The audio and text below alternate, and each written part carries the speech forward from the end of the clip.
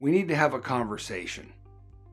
Has anybody ever come up to you and said that? We need to have a conversation. Please sit down. Or maybe you've been the person that had to go and have a conversation with someone.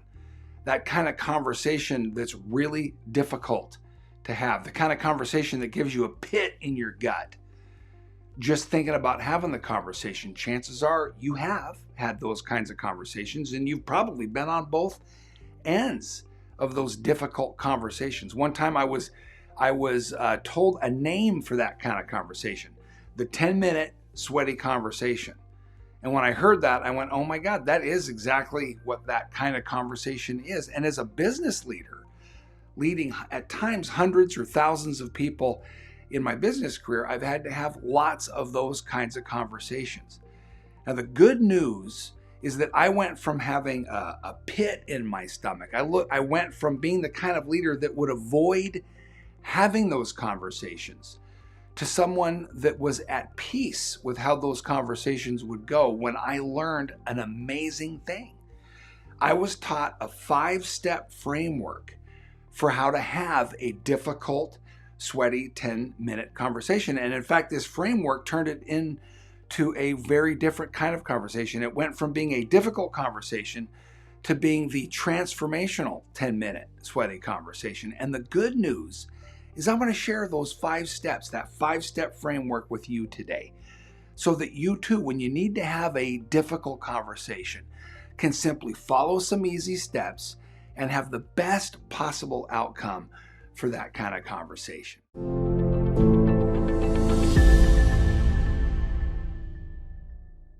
My name is John Boggs. I am one of the co-founders of Brave Thinking Institute, where I also serve as CEO and founder of our business and leadership division.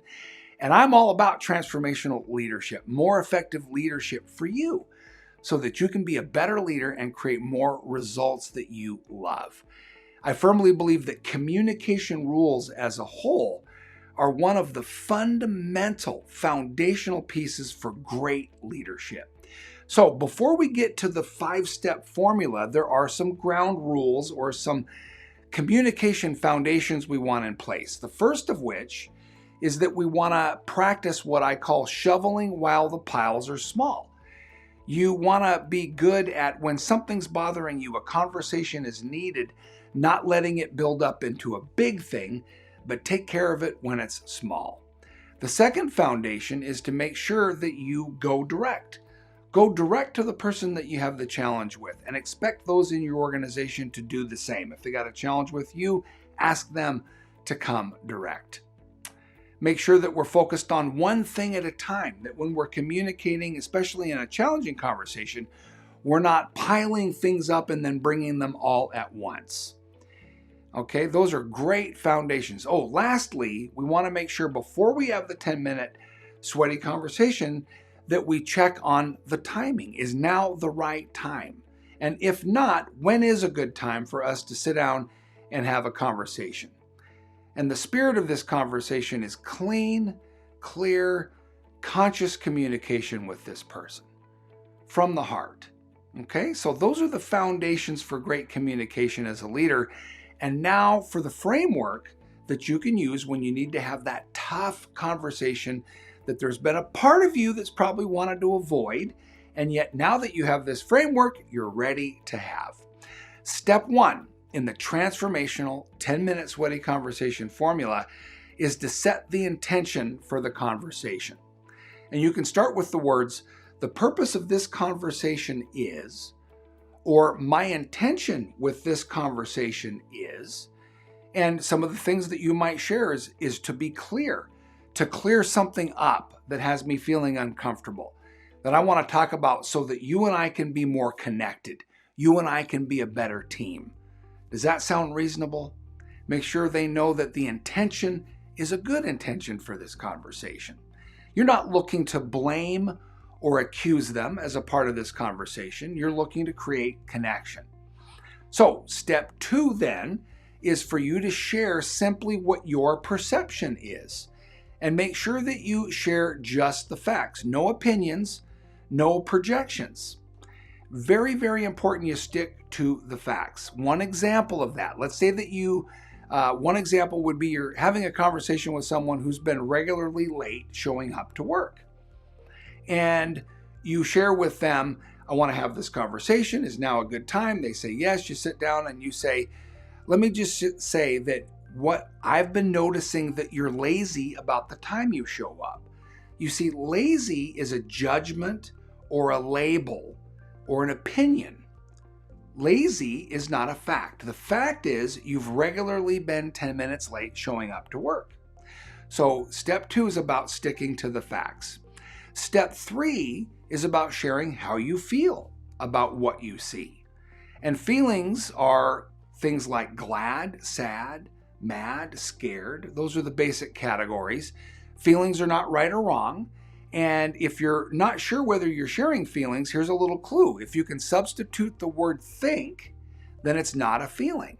I think sad. No, it doesn't make any sense. So yes, sad definitely is a feeling. And as you're sharing your feeling, it's very important that you make this a one-on-one connection. So absolutely stay out of what's referred to as building an army. You don't need to say that a whole bunch of us feel this way, or we've talked about it and other people agree with me. First off, that's an indication that you're not going direct. You've been talking to other people. And secondly, it doesn't serve your case. It doesn't matter. This is about you and them. And then the 4th step in this framework is to simply share what you would love and what you think, and give them an opportunity to share what they would love. So what would you love? I would love it if we kept the agreement of showing up on time. I would absolutely love that. And so let me ask you, as we're making a new agreement here, what would you love? And have them share what they would love. Describe what you believe would make the situation better, and give them an opportunity to share as well so that they feel seen and heard and acknowledged. And then the last step in this framework, the 5th step, is ask them, can we make a new agreement? Can we make a new agreement that we're going to be on time in this particular scenario? Strive for a solution that brings you both together, creates a healthier environment, and ideally helps both people feel satisfied with the conversation and the outcome. This gives you a chance to create supportive, loving lines of communication for you, for the person that you're having the conversation with, and the greater organization. So to recap, step 1 is to set the intention for the conversation. Step 2 is here's what I see, here's my perception, just the facts. Step 3 is here's how I feel, and ask them how they feel about it. Step 4 is what would you love? Share what you would love and ask them what they would love. And step 5, can we make a new agreement? So there you have it, my friends. The steps to mastering the transformational 10-minute sweaty conversation. Remember, this is all about being direct, clear, and most importantly, kind as you're having the conversation. We're all human after all, so let's treat each other with a little compassion as we're having these conversations. And so now it's your turn. I'm sure you have some tools that you use for having tough conversations. What are they? How do you handle difficult conversations? I want to know. Let's build some additional resources, you and I. If you would, share something in the comments below, and or share in the comments below what you loved about what you heard today. If you enjoyed this video, you can get much more by subscribing to the channel, giving us a thumbs up, liking this, sharing it with someone that you care about. I want to thank you for tuning in. Remember, life's too short for misunderstandings. So shovel while the piles are small, talk from the heart, go direct with people, make stronger connections, and until you and I are together again in the future, always think bravely and act boldly.